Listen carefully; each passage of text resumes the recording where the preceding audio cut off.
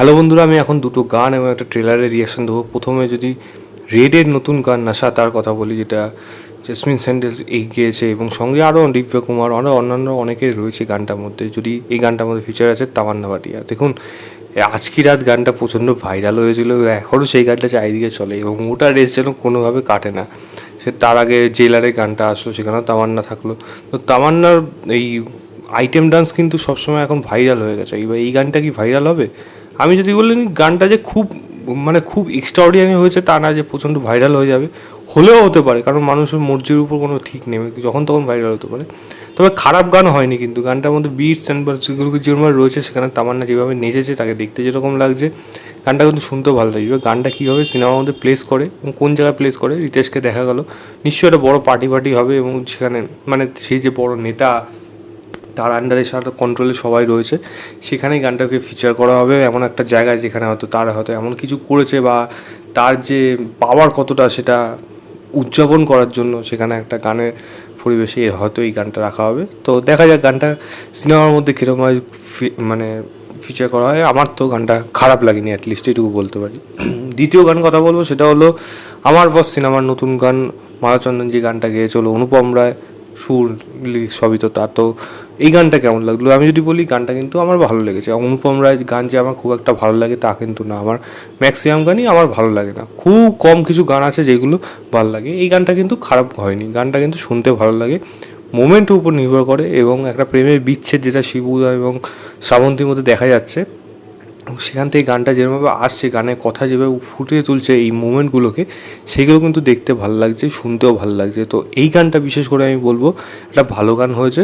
এবার সিনেমার মধ্যে এই গানটা কীরকমভাবে আসে, কোন জায়গাটায় আসে বুঝেই গেছি, তার মধ্যে বিশ্বাস থাকবে, বাট কীভাবে আসে সেই প্রবলেমগুলো বা আদৌ সলভ হয় নাকি, সেগুলো তো দেখা যাবে যখন সিনেমাটা আসবে। দেখা যাক সেটা কীরকম হয়।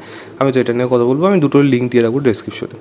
তৃতীয় যেটা নিয়ে কথা বলবো, সেটা হলো একটা সিনেমার ট্রেলার, সেটার নাম হলো ভুল চুক মাপ, যেখানে লিড রোলে আছে হলো রাজকুমার রাও এবং ওয়ামিকা গাপ্পি। এবং এই সিনেমাটার মধ্যে যেটা দেখানো হচ্ছে, দেখুন, এরকম ধরনের রমকম সিনেমা হতে থাকে, প্লাস এর মধ্যে সায়েন্স ফিকশনের জিনিসটা রয়েছে, হলো এখানে টাইম লুপের ব্যাপার।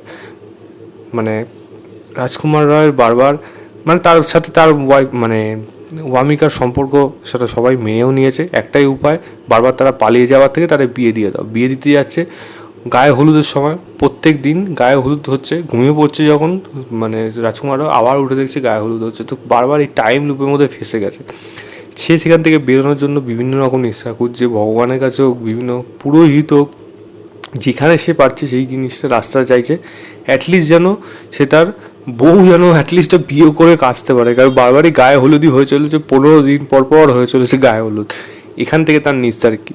এবার এই গল্পের মধ্যে মেন জিনিস হলো, দেখুন, এরকম ধরনের কনসেপ্ট তো এখন এরা যখনই এরকম ধরনের সিনেমা নিয়ে আসে, স্মল টাউনের গল্প, কম বাজেটের মধ্যে গল্প, কিন্তু এরকম ধরনের একটা হাটকে এলিমেন্ট দিয়ে দেয়, তো যেটা কিন্তু সবসময় ওয়ার্ক করে যায়। এবার এই ধরনের কন্টেন্ট এত ওভারডোজ হয়ে গেছে, তো সেইগুলো লোকে কীরকমভাবে নেবে তার উপর নির্ভর করছে। কমেডি যদি এই সিনেমাতে ভালোভাবে ওয়ার্ক করে যায়, তাহলে একটা ডিসেন্ট ব্যবসা কিন্তু এই সিনেমাটাও করে ফেলতে পারে। যদিও এই ধরনের কন্টেন্ট কিন্তু ওটিটির জন্য, আজকালকার দিনে এই ধরনের কন্টেন্ট সিনেমা হলে ভালো পরিচিত সুপারস্টার অফ সুপারস্টারদের সিনেমাই একমাত্র সেরকম ধরনের লোক টানতে পারে এরকম ধরনের গল্পের উপর। আদারওয়াইজ এখন অক্ষয় কুমারের সিনেমা করলেও, এরকম ধরনের সিনেমা করলেও সেই সিনেমা চলবে না। তো বুঝতে পেরেছে, ফেস নির্ভর করে। সেখানে রাজকুমার রাও তো কতই বা পুল আপ করবে, যতই সে স্ত্রী টু দিয়ে থাকুক, স্ত্রী টু একটা ফ্র্যাঞ্চাইজি সিনেমা, তার উপর নির্ভর করে ওই বক্স অফিসটা এসছে।